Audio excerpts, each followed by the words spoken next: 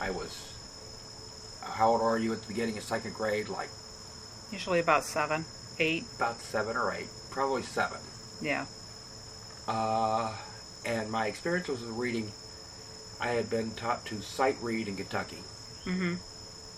And then went to Ohio and they had different books, and the teacher didn't understand why I couldn't perfectly well read Dick and Jane when I'd been reading Tom and Sally. Yeah. I mean, I'd been reading books 40 years older. Right. Well, and sight reading is the devil, so. Yes. But, well, I don't know that I was actually taught sight reading. It was more... Recitation of... You basically probably memorized the books. Yes. I got to second grade, and we had to go to the library, and I had to pick up a book. And I don't remember the title of the book. I have no idea that didn't even know there was such a thing as an author of a book. Books were just there. Yeah. But there was a book on sound, and I picked it up because I had to take one, and it had pictures, and it was colorful and yellow. Mm-hmm. And because I had to, I sat down and went through it and read it. And I'm certain it was like 4 lines of text on a page with a large picture illustrating whatever it was they were doing. Yeah.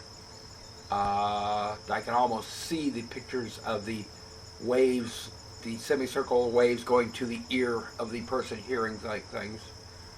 But I'm going, oh, that's why when you hit on metal it sounds different than, this has information in it.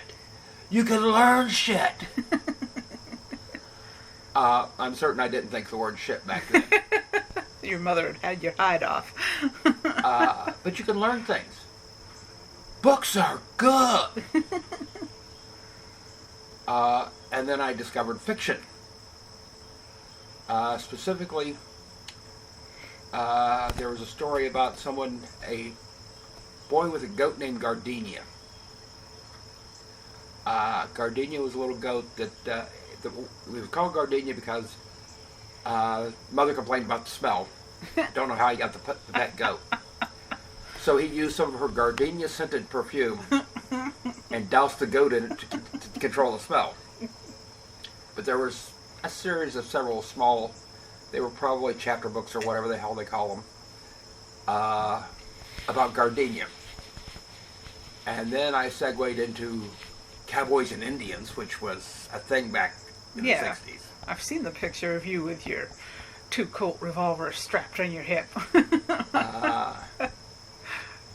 And they were just, I never looked back. By the time I was in 3rd grade, I went from not being a reader at all to reading everything available. And that's when you started reading the encyclopedias? I think that would have been 4th grade. Yeah. But maybe 5th, somewhere in that. I remember one of my teachers had the complete, can't think of the author's name right now, Dr. Dolittle books. Oh, yeah. That was 5th grade. That teacher had all the Dr. Dolittle books in the classroom, Mm-hmm. and I read them. Mm-hmm. But largely I read horse and cowboy stories until I was in like 7th grade. In 7th grade I picked up at the library, because I hadn't read it, it was there. I picked up a book of science fiction short stories, which included Coventry by Robert Heinlein. Yes. And after that I was hooked into science fiction junkie. Which took me, I think, probably a couple of weeks to read everything science fiction in the library because there just wasn't that much. Mm-hmm. Got to high school and read a lot of science fiction there because everything I could get my hands on. Of course, somewhere I skipped over, I went through the Encyclopedia Brown phase. I don't know if you know what Encyclopedia Brown is. Yes. No, and Danny Dunn. I don't remember Danny Dunn. He was the inventor. Wild and crazy inventions. And I did a little bit of Tom Swift, too. Well, everybody did a little Tom Swift. Everybody does a little Tom Swift. And I read Lucky Pierre and the Pirates of the Asteroids at some point through there. I think that was Asimov. Yeah, I was going to say, it's familiar. I don't think I ever read those. Well, they would be really bad to read now. Well, I know. It's like trying to go back and read Tom Swift. Or like trying to go back and read Little Buddy Poo-Few, and... I don't know. I found with the kids when they were really small that reading aloud to them was fun. I mean, we had some books that were really good for reading aloud. There's a book series called Skippy John Jones, and it's a little Siamese kitten who wants to be a Chihuahua. And those are just, the phrasing of them is just fun to read aloud. Yes, but there's a difference between fun to read aloud for the kids and something you can sit down and page. Okay, Harry Potter. Everybody told me how that was, it may have been written as a child's book, but it was definitely an adult book. No. It was written for a child, and it had the cadences of children's literature. It did. And then later it switched over to the cadences of teen angst literature, which is when I kind of had to slog through to the end from there. I didn't slog. I got through. I had to read all of them. It wasn't a choice. It was part of work. Yeah, but as an adult who did not work at a library and did not have to design shows around them, that was why I was having to read them. Yeah. Nor did I have children that I needed to or could read to. Right. By the time Harry Potter was a thing, I was with Lily. Mm-hmm. And you weren't reading to the grandkids. They weren't. Wasn't my place. Yeah. But I think the fact that you and I started in such different households, I mean, you couldn't even really read at home because it upset your dad. Yeah. Now, I did get books one year for Christmas. Never forget them. It was a 4-volume set of Kipling. It included Just So Stories, The Jungle Book, and Captain's Courageous, and I have no idea what the fourth one was. I think it may have been Kim. That would probably be about right, because I'm thinking those usually get bundled together. But it came in a little faux leather red box. Mm-hmm. It was 4 paperbacks. They were probably abridged, because the set of 4 was maybe, counting box and all, like 4 inches wide. 4 inches wide by standard paperback height. I don't know, though, because I know, like, my volume of Captain's Courageous little paperback I had was pretty slender. And it may have been, but it was not, they were certainly not goat gaggers. No. But, I mean, like we were talking about a little bit ago, Kipling's prose was muscular. It moves, unlike the purple prose. I mean, I have to get in the mood now to go back and read 19th century. Oh, God, yes. Now, I'm not sure which set of stories it was that was the collection of shorts out of that Kipling thing, but I know it included Rikki Tikki Tavi. Yes. So probably Just So Stories. The Elephant's Child, How the Leopard Got His Spots. Yeah, that sort of thing. But now, the one I liked out of them all, I mean, The Jungle Book was okay. Mm-hmm. And at that time, The Jungle Book was the big Disney release. Yeah. But the one I actually liked was Captain's Courageous. Mm-hmm. I still think, and I recently reread Captain's Courageous a few years ago. We got I to go remember. on it. Right, I remember you talking about it. In many ways, it is one of the best stories, the Bildungsroman about yes, yeah, bringing coming the of young age man into maturity. Like I said, I've told you before, I would love to see Porteña's grandson. Yes. And Panopa. Well, and I've thought about it with writing the Tanager books, incorporating some of the elements of Captain's Courageous into one of those stories. Probably later in the arc. Right now I'm still getting Jem on his feet. But Captain's Courageous was one of my favorites too when I was younger. And it's funny because, I mean, when you like that as a teen, it's kind of weird because it's a spoiled brat teen who gets his butt whipped into shape. Mhm. So, Well, but the thing about it is, you and I were neither spoiled brat teens. no. But we knew lots of them. Nah, I knew of them. I don't know that I knew all that many. Well, Not where I lived and who I hung out with. Well, I actually knew a bunch of them. You went to a much larger school than I did. Well, the ones that I remember specifically, I'm out of coffee. there were twin boys, the Tooney boys, in Lebanon, Ohio, and the police were called in because one of the boys, every time the postman came by, was throwing rocks at him and hitting him, damaging his, it was a problem. Yeah. And his mother absolutely not, my child would not do that. My child is a good child. My child would not. And the Tooney boys were absolutely spoiled brat, horrible little bastards. Mm-hmm. To the best of my knowledge, only one of them's still alive, and he's in prison. Or if he isn't alive, if the other one is alive, he's in prison. Yeah. They're actually, I think, on my friends list on Facebook because because you've reconnected with a lot of your high school people for whatever reason. They all want to reconnect with me, and I actually, the people I want to reconnect with from high school, not available. And they still tease you about reading the dictionary. Actually, that's more the ones I run into occasionally in real life. Yeah.